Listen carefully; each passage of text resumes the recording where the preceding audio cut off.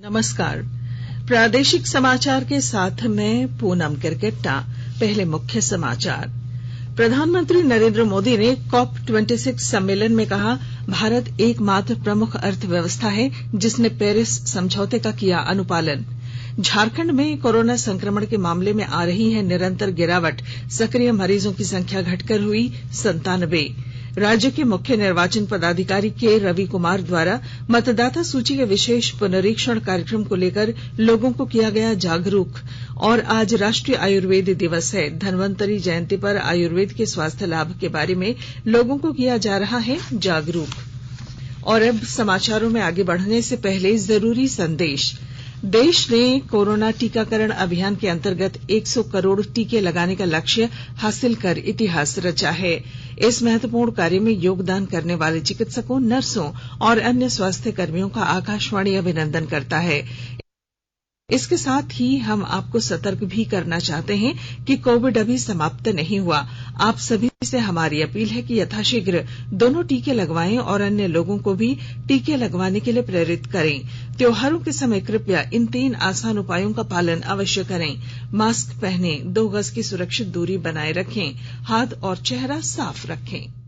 Covid से संबंधित कोई भी जानकारी और मार्गदर्शन के लिए आप राष्ट्रीय हेल्पलाइन नंबर 011-2397-8046 और 1075 पर संपर्क करें। इसके अलावा राज्य हेल्पलाइन नंबर 104 डायल कर समस्या का त्वरित समाधान लिया जा सकता है। महिला और बाल विकास मंत्रालय की चाइल्ड हेल्पलाइन है 1098। वरिष्ठ नागरिकों के लिए हेल्पलाइन 14567। मनोवैज्ञानिक सहायता के लिए निमहांस का नंबर है 0804611007। आयुष कोविड परामर्श हेल्पलाइन नंबर है 14443 और MyGov WhatsApp help desk number 90131515 पर व्हाट्सएप मैसेज भेजकर टीके का प्रमाण पत्र यथाशीघ्र डाउनलोड किया जा सकता है।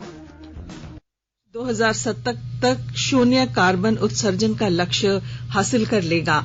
वर्ष 2030 तक अनुमानित कार्बन उत्सर्जन में से 1 अरब टन की कमी की जाएगी। ब्रिटेन के ग्लासगो में COP26 शिखर सम्मेलन में प्रधानमंत्री नरेंद्र मोदी ने राष्ट्रीय वक्तव्य प्रस्तुत करते हुए कहा कि भारत 2030 तक गैर जीवाश्म ऊर्जा क्षमता 500 गीगावाट कर देगा और अपनी 50% ऊर्जा आवश्यकताओं की पूर्ति नवीकरणीय ऊर्जा से करेगा। राज्यपाल रमेश बैस ने विश्वविद्यालयों के शैक्षणिक और प्रशासनिक कार्यों की समीक्षा की। राजभवन में कल राज्य के सभी विश्वविद्यालयों के कुलपतियों के साथ बैठक में श्री बैस ने समयबद्ध काम करने का निर्देश दिया। उन्होंने विश्वविद्यालयों में इतनी संख्या में रिक्त पदों को देखकर चिंता जताई। राज्यपाल ने बिरसा कृषि विश्वविद्यालय को धान की खेती बढ़ाने के लिए शोध को प्रोत्साहन देने और छोटे संतरे की खेती के लिए योजना बनाने की सलाह दी। राज्य में आज से हर घर दस्तक टीकाकरण अभियान शुरू हो रहा है। इसके तहत अब कोरोना वैक्सीन नहीं लगवाने वाले लोगों को पहले और पहला डोज ले चुके लोगों को दूसरा डोज देने के लिए प्रेरित किया जाएगा। NHM के अभियान निदेशक ने इस संबंध में राज्य के सभी जिलों को आदेश जारी किया है। इधर रांची के उपायुक्त छवि रंजन ने भी जिले वासियों से कोरोना को मात देने में प्रशासन का सहयोग करने की अपील की है। राष्ट्रव्यापी कोविड टीकाकरण के अंतर्गत 106 करोड़ 88 लाख से अधिक कोविड टीके लगाए गए। पिछले 24 घंटों के दौरान 10,423 नए कोविड मामलों की पुष्टि हुई, जो कि 259 दिनों में सबसे कम है। स्वस्थ होने की दर 98.21% हो गई है। कल 15,000 से अधिक लोग ठीक हुए। अब तक 3 करोड़ 36 लाख 83,581 लोग स्वस्थ हो चुके हैं। अब तक 61 करोड़ से अधिक नमूनों की कोविड जांच की जा चुकी है। राज्य में कोरोना संक्रमण के मामले में निरंतर गिरावट दर्ज की जा रही है। पिछले 24 घंटों में राज्य में 7 नए संक्रमित मिले, जबकि 18 मरीज स्वस्थ हुए। प्रदेश में अब सक्रिय संक्रमितों की संख्या घटकर 97 हो गई है। इधर राज्य में अब तक 2 करोड़ 5,73,465 कोविड रोधी डोज दिए जा चुके हैं, जिसमें 1 करोड़ 49,87,246 को पहला डोज और 55,86,219 को दोनों डोज मिल चुके हैं। झारखंड लोक सेवा आयोग जेपीएससी ने 4 सिविल सेवा प्रारंभिक परीक्षा का रिजल्ट जारी कर दिया, जिसमें 4293 अभ्यर्थी सफल घोषित किए गए।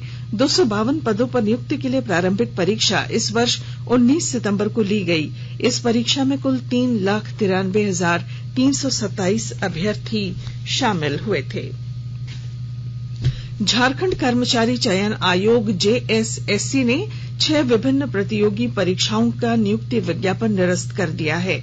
इसके लिए आयोग ने कार्मिक विभाग द्वारा इस वर्ष 5 फरवरी को जारी एक संकल्प को आधार बनाया है, जिसमें कहा गया है कि अब तक नियुक्ति पत्र जिनमें निर्गत नहीं किए गए हैं उनमें नियुक्ति की प्रक्रिया अपूर्ण मानते हुए उन सभी विज्ञापनों को निरस्त किया जाता है। इन मामलों में अब नए सिरे से विज्ञापन प्रकाशित करने की कार्रवाई की जाएगी। आकाशवाणी के ताजा तरीन समाचारों के लिए आप हमारी वेबसाइट newsonair.com पर लॉग ऑन कर सकते हैं। ताजा समाचार Twitter handle @AIR News Alerts और Facebook page all India radio news पर भी उपलब्ध है। आप प्रादेशिक समाचार एकांश के ट्विटर हैंडल @AIR News_Ranchi और फेसबुक, इंस्टाग्राम पेज तथा YouTube channel AIR News Ranchi पर भी हमारे बुलेटिन सुन सकते हैं। प्रादेशिक समाचार आप आकाशवाणी रांची से सुन रहे हैं और अब पेश हैं कोरोना से बचाव के कुछ संदेश। कोविड-19 से बचाव और सुरक्षित रहने के 3 उपाय। मास्क लगाएं, 2 गज दूरी है जरूरी, सुरक्षित दूरी रखें, हाथ और मुंह साफ रखें।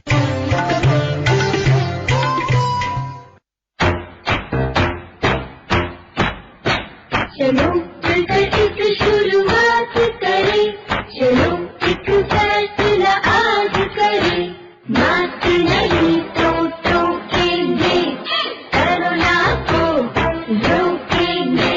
चलो एक इरादा करते हैं, चलो कुछ वादा करते हैं, मास्क नहीं तो टोकेंगे, कोरोना को रोकेंगे। भारत सरकार द्वारा जनहित में जारी। प्रादेशिक समाचार में आपका फिर स्वागत है।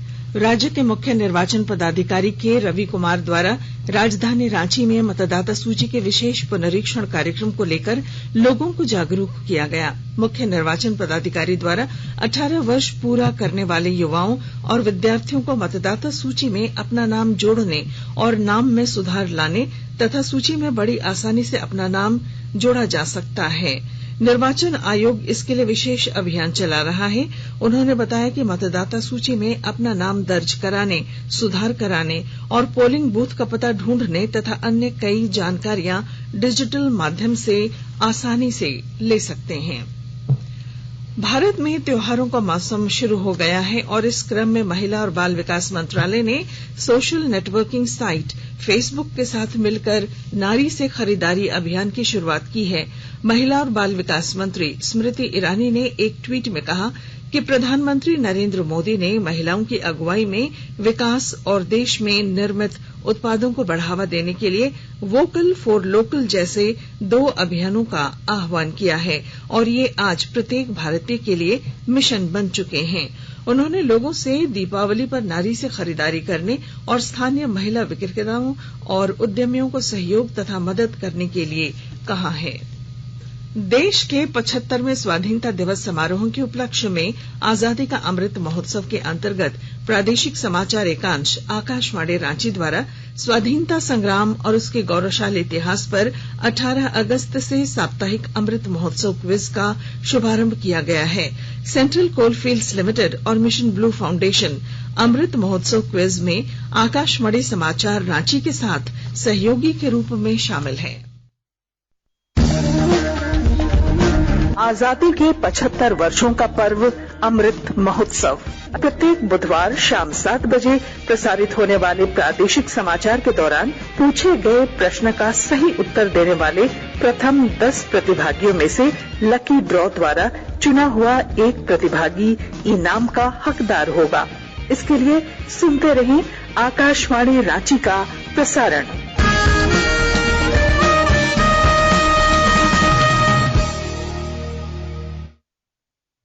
देश की आजादी के 75वें साल पर देश भर में मनाए जा रहे अमृत महोत्सव के तहत दुमका में विभिन्न संगठनों द्वारा अलग अलग गतिविधियां संचालित की जा रही हैं। और अधिक जानकारी के साथ हमारे दुमका संवाददाता। देश की आजादी के इस 75वीं साल में देश भर में मनाए जा रहे अमृत महोत्सव के तहत दुमका के विभिन्न संगठनों द्वारा अलग अलग गतिविधियां संचालित की जा रही हैं। जिले के जरमुंडी प्रखंड के सुदूर आदिवासी गांव में स्कूली बच्चे प्रत्येक 15 दिन पर प्रभात फेरी निकाल रहे हैं और आजादी के सेनानियों को श्रद्धांजलि दे रहे हैं। वहीं राष्ट्रीय सेवा योजना के स्वयंसेवक कपड़ा बैंक बनाकर गांव में जरूरतमंदों के बीच कपड़ा, मास्क और सैनिटाइजर बांट रहे हैं। अन्य संगठन भी ऐसी ही गतिविधियां चला रहे हैं और राष्ट्रीयता के भाव के साथ सेवा कार्य में लगे हैं। आर.के. नीरद, आकाशवाणी समाचार, दुमका।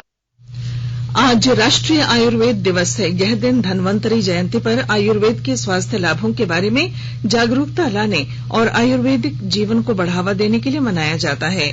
इस वर्ष आयुर्वेद दिवस का मुख्य विषय है पोषण के लिए आयुर्वेद।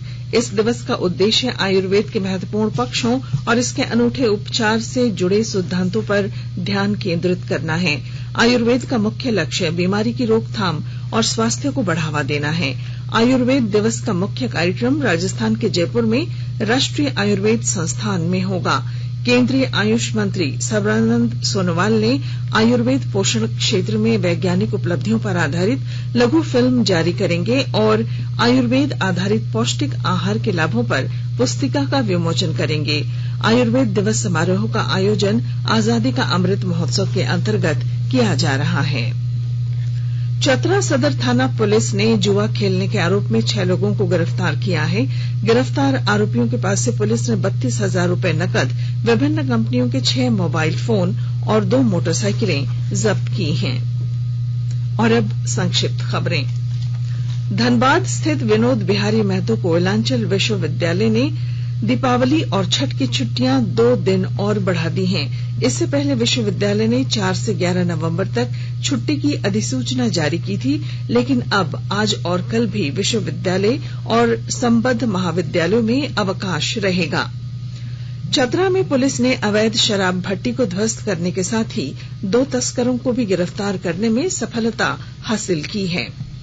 धनबाद शहर से लगे बरवाडा थाना अंतर्गत हीरक रोड में कुर्मीडीह कब्रिस्तान के निकट मोटरसाइकिल पर सवार 3 अपराधियों ने कल निजी कंपनी के कर्मचारी को गोली मारकर लगभग 8 लाख रुपए लूट लिए। और धनबाद स्थित शहीद निर्मल महतो मेडिकल कॉलेज एवं अस्पताल के माइक्रोबायोलॉजी विभाग में जापानी इंसेफेलाइटिस के सैंपल की जांच शुरू कर दी गई है। और अब बुलेटिन के आखिर में मुख्य समाचार एक बार फिर।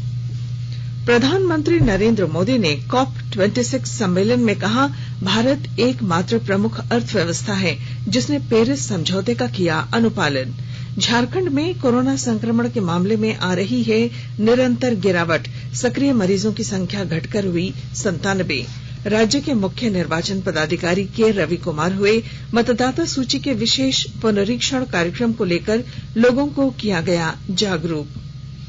आज राष्ट्रीय आयुर्वेद दिवस है। धन्वंतरी जयंती पर आयुर्वेद के स्वास्थ्य लाभ के बारे में लोगों को किया जा रहा है जागरूक। और इसके साथ ही आकाशवाणी रांची से प्रादेशिक समाचार का ये बुलेटिन समाप्त हुआ। नमस्कार। घर में रहिए, सुरक्षित रहिए और सुनते रहिए आकाशवाणी।